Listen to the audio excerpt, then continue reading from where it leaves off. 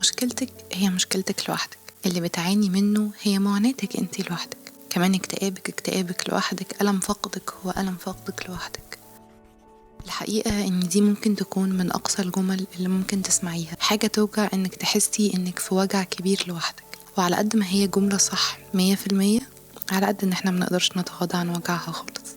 طيب لو انا ما لقيتش الشخص ده او حاسس ان انا وحيد، عشان كده البودكاست دي ليك. انا هكون معاك النهارده واقولك ازاي تواجه كل حاجه صعبه، ازاي تخرج من اقوى الالام والاوجاع، ازاي تتعامل مع اكتئابك وانت لوحدك. وعلى فكره انا هدير رؤوف، ودي بودكاست بالورقه والقلم. كلنا عارفين إن حياتنا وسعادتنا مسؤوليتنا 100%، متفقين عليه في كل الكتب وفي كل المواضيع. بس أحيانا كتير قوي طاقتنا مش بتبقى كافية لينا، مش كافية إن هي تخرجنا من المكان الوحش اللي احنا فيه. إن في أوجاع ومشاكل ساعات كتير مش بنقدر إن احنا نتغلب عليها أو نخرج منها، وبتغير شخصيتنا 180 درجة، وبنبقى بس بنلجأ لشخص فاكرينه قريب مننا لمجرد إن احنا عاوزينه يحطنا on track، عاوزينه يفكرنا بنفسنا، عاوزينه يفكرنا بحاجات كتير قوي. الموضوع بيبقى زي كده لو شخص غلبان خبط على بابك وقالك انك لو ما ادتنيش لقمة عيش انا ممكن اموت.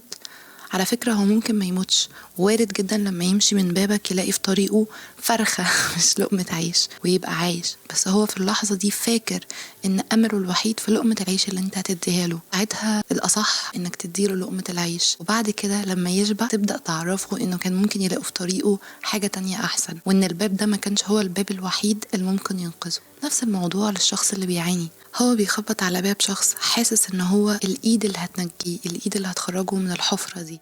يمكن أول مرة تسمعوني وأول مرة تعرفوني، ولكن خلوني أديكوا سريعا نبذة عني. أنا هدير رؤوف. الحقيقة أن أنا content creator يمكن من 5 سنين، بعمل فيديوهات على اليوتيوب، على الفيسبوك، وكمان موجودة على الانستجرام. وتقدروا كمان تسمعوا الحلقة دي موجودة على اليوتيوب لو حابين تشوفوني وتتعرفوا عليا أكتر. محتاجة منك تكون فايق، بتشرب حاجة سخنة، وطبعا معاك ورقة وقلم عشان أي فكرة، أي معلومة، أي حاجة حاسس إن هي هتفيدك، عاوز تفتكرها تاني يوم، اكتبها. خلونا نرجع لموضوع البودكاست النهاردة، وهو ازاي اكون لوحدي وسط اوجاعي. الحقيقة ان انا بقالي فترة طبعا بعاني معاناة كبيرة جدا، لانه اتعرضت لاقوى الام ممكن انسان يتعرض لها، وهي الام الفقد. والحقيقة اني ما فقدتش شخص واحد، انا في السنة دي فقدت 6 اشخاص غاليين قوي على قلبي، اتمنى تتمنى لهم الرحمة. وطبعا اغلاهم واقربهم هو بابايا. اتفاجئت ان هو كمان بيمشي، كنتش اعرف ان الابهات بتمشي. الحقيقة كنت فاكرة ان هم موجودين دايما معانا، سند لينا وفي ظهرنا. ومن هنا بقى بدأت أواجه كل الآلام والأوجاع. والنهاردة البودكاست دي لكل شخص بيعاني من أي نوع من الأوجاع والألم، مش لازم ألام الفقد بس. خلينا النهاردة مع بعض نمشي واحدة واحدة وبالورقة والقلم، ونعرف إزاي أقدر أتعامل في الضلمة دي وأخرج منها لوحدي. عايزة بس الأول أفكرك بحاجة، محتاج تفتكر كل المواقف اللي أنت كنت قوي جدا فيها، المواقف اللي فعلا عدتها لوحدك، كنتش متخيل أبدا إن أنت هتعدي بيها. وإحساسي أحيانا إني محتاجة حد يجي بعصايته السحرية يقومني من مكاني، ده إحساس غلط ومش منطقي، لأن أنت اوريدي قوي واوريدي مريت بحاجات كتير قوي لوحدك، أنت اللي هتقوم منها لوحدك. خلونا بقى نبدأ بأول خطوات نجاتنا.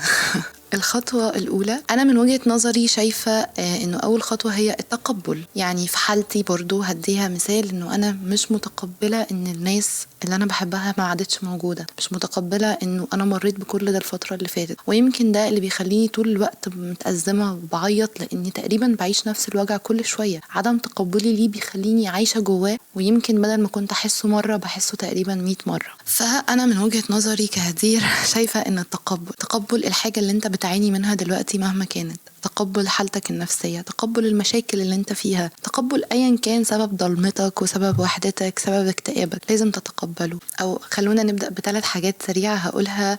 الحقيقة ان انا قريتها في كتاب جدد حياتك للإمام محمد الغزالي، وده من أحلى الكتب اللي أنا بقراها الفترة دي. إن هو قال أول حاجة اسأل نفسك ايه هي أسوأ حاجة ممكن تحصل لك. بعد ما تعرف ايه هي أسوأ حاجة ممكن تحصل لك، ابدأ هيئ نفسك لقبول الحاجة دي، وشوف ايه هي مخاوفك وايه هي الحاجات اللي انت حاسس ان هي ممكن تحصل لك، وابدأ هيئ نفسك ليها. ودي الخطوة التانية في التقبل. ثالث خطوة بقى واللي عجبتني قوي، ابدأ في إنقاذ ما يمكن إنقاذه. عايزة اديكم مثال أوضح. ممكن تكون بنوتة بتعدي دلوقتي بمشاكل كبيرة جدا مع زوجها، ممكن تكون خيانة، نتكلم انه ممكن تكون خيانة، ممكن تكون مشكلة كبيرة جدا صعب حلها. ففي الحالة دي انا محتاجة اسأل نفسي دلوقتي هي ايه اسوأ حاجة في اللحظة دي ممكن تحصل. اعتقد هنا هتكون اسوأ حاجة الانفصال، ان البنت والولد دول يبقوا مش مع بعض وخلاص وينفصلوا عن بعض. دي بالنسبة لها ممكن تكون حاجة صعبة، لان هي بقالها كتير قوي مرتبة حياتها على حاجة معينة، فحياتها كومبليتلي هتتغير. فهي هنا لما سألت نفسها عرفت طيب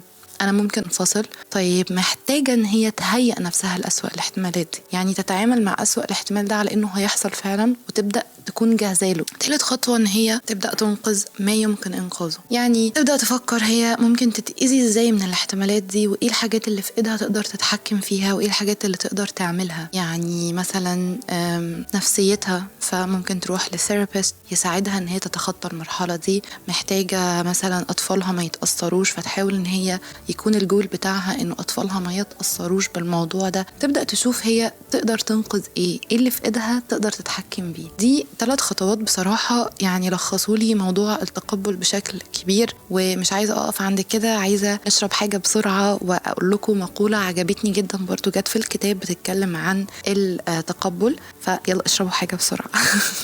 ولسه مكملين مع بودكاست بالورقة والقلم هدي الرؤوف. الحقيقة إن إحنا قبل مرحلة التقبل بيكون دايما عندنا قلق. في نفس مثال البنت اللي هي عندها مشاكل مع جوزها طول الوقت قلقانة ومتوترة، فهنا بقى ويلس كارير قال لنا إنه آثار القلق بتبقى يعني كارثية أكتر من الحاجة اللي انت قلقان منها، لأن آثار القلق دي بتبدأ إن هي تشتت ذهنك، وبتبدأ تخليك مش عارف تفكر صح ولا تفكر في الاتجاه الصح، وبتعملك مشكلات أكبر بكتير ممكن تكون من الحاجة اللي قلقاك. إنما لو أنت كنت جاهز وهادي ومتقبلها، بتبدأ إنك تفكر بمنطقية أكتر وبعقلانية أكتر، وبيكون موضوع تقبل المحنة والخروج منها أسهل بكتير مما متخيل. بس كده كمان ديل كارنيجي قال اللي هو الكاتب الأمريكي، وأتمنى أكون أنا قلت اسمه صح، قال لنا نصيحة جميلة قوي عن تقبل المحن، وهي إن الخطوة الأولى عشان تتغلب على أي مصيبة أو أي محنة أو أي ألم إن أنت تكون جاهز لحدوثها. ساعتها انك تخرج من المحنة دي برضو هيكون اسهل بكتير. بس كده اخر حاجة حابة اقولها في موضوع التقبل، واللي وضحها لنا محمد الغزالي في كتاب جدد حياتك، ان التحسر على الماضي الفاشل والتحسر للي مررت بيه من ظلم وقهر وألم بيعتبروا عند الإسلام حاجة كبيرة قوي. ربنا نهانا وبعدنا على اننا نفضل نتحسر على الماضي، واعتبرها مننا ان احنا كده مش راضين بحكمه ومش راضين بأقداره، وانه ده نوع من الكفر. حابب برضو ربنا هو يقول لنا انه لا تبكي على الماضي وتقبله، اكيد عشان ان احنا نقدر نمشي، وعشان اكيد ده الافضل لنا. اختم النقطة دي بمقولة جميلة قوي، وهي انه اول معالم الحرية الكاملة ان الانسان ما يفضلش واقف عند الحاجة اللي حصلت. عايز تكون حر تخطط. دلوقتي بعد ما تقبلنا جاهزين نروح لتاني خطوة في رحلة نجاتك. الخطوة التانية هي طبعا الأهداف. إنه كل إنسان عايش بلا هدف بيكون عنده فراغ كبير قوي، بيبدأ الفراغ ده يدخله أفكار متسلطة وأفكار سلبية عن الذات، وبيبدأ يكون وقته فاضي كفاية، فبيضغط على الناس اللي حواليه، فبيحس إن هو ما عندوش قيمة. فمهم جدا إن أنا يكون عندي أهداف واضحة ليومي، وما بقصدش أبدا بأهداف دي اللي هو أنت شايف نفسك فين كمان 5 سنين. ممكن تكون حاجات بسيطة قوي ممكن نمشيها يوم بعد يوم، رغم ان افضل طريقة للبلانينج او انك تعمل خطة لحياتك وتتحول لاهداف صغيرة هي حسب ما جه في كتاب العب لعبة اكبر 90 يوم 90 يوم. لكن انا مش عايزة استفيض قوي في النقطة دي، لان حاسة ان ده موضوع تاني لوحده، وتقدروا تشوفوه عامة عندي على قناتي على اليوتيوب الفترة الجاية الفيديو ده اللي بيتكلم عن التخطيط العميق. ولكن النهاردة بس بشكل سطحي قوي، احنا تعبانين فمش عاوزين حاجات مجعلصة، عاوزين حاجات بسيطة. اقدر اقول لك اهداف واضحة. عايزاك كل يوم تصحى الصبح ورقة وقلم واكتب 3 أهداف ليومك، 3 أهداف بسيطة. في الفترة دي لو انت تعبان قوي نصيحتي ليك انك ما تكترش عن 3 أهداف، انه يومي يبقى ماشي في مسار انا عارفه هو رايح فين. ده بيفرق معايا لو انا بمر بأوجاع او بلحظة صعبة دلوقتي وهي بداية نجاتك. وبعدين لما تبص في اخر اليوم تحس ان انت حققت اهداف قد تكون بسيطة جدا، ده بيشجعك على اليوم التاني. وعايزة اديكم مثال كده. الاهداف ممكن تبقى بسيطة انتوا مش متخيلينها، عشان ساعات كتير بنفتكر الاهداف دي يعني انا غير الكون. ممكن هدفك يبقى في يومك انه تصلي 5 صلوات، ممكن هدفك يبقى في يومك تقرا قرآن، ممكن هدفك في يومك انك مثلا هتصحى بدري، انك هتجري، انك هتكتب، انك حاجات بسيطة جدا، يعني حاجات مش لازم تكون حاجات كبيرة اوفر يعني. كبداية دي حاجة غير التخطيط وغير النجاح وغير يعني فاهمين، دي حاجة بسيطة عشان يومك يبقى اهدى عليك ومش صعب قوي. ودي تاني خطوة.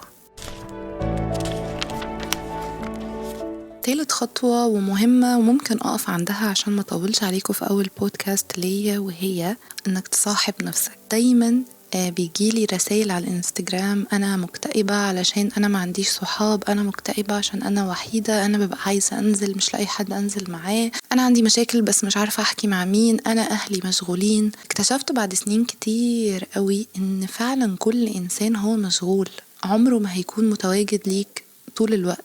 حتى لو باباك ومامتك هيجي وقت، لان هم بني ادمين زينا، مش قادرين يسمعوك، مش قادرين يبقوا متواجدين بالشكل الكافي. انت الوحيد اللي دايما مع نفسك، وانت الوحيد اللي دايما متحكم في حياتك وفي وقتك، انت الوحيد اللي عارف تكون حاضر كل وقت انت محتاج نفسك فيه. فمش محتاجة ناس قد ما محتاجة نفسي.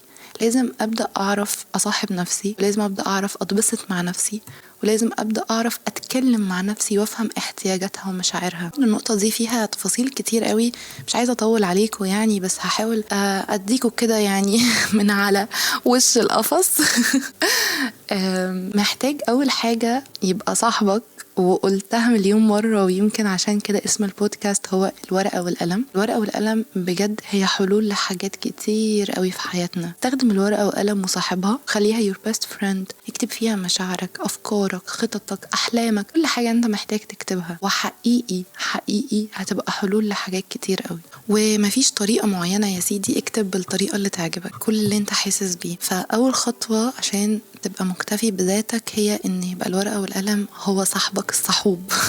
تاني حاجة انك تبقى بتعرف تخرج لوحدك، تعرف تقضي وقت لوحدك. كمان بقى حاجة مهمة جدا بقى، لو انتي ام او زوجة او يعني حد عنده مسؤوليات كبيرة قوي، لازم تكوني حريصة على المي تايم بتاعك. مهم جدا ان انا في يومي يبقى في وقت ليا، لانه انا لو ما تعودتش على الوقت ده هبقى دايما حاسه بالوحده، ودايما حاسه بالضغط، ودايما حاسه ان انا دايره في ساقيه كده لوحدي، وكاني يعني مستنزفه. مهم جدا انك تحافظي على المي تايم. ففي رايي عشان ما تحسش بالوحده، انت افضل ونيس ليك صاحب نفسك، وخليك دايما بتكتب مشاعرك وأفكارك وأحلامك. الناس مهمة جدا في حياتنا، بس غصب عنهم ومش وحاشة منهم مش هيقدروا يكونوا متواجدين كل وقت انت محتاجهم، لكن نفسك هي الوحيدة اللي دايما معاك.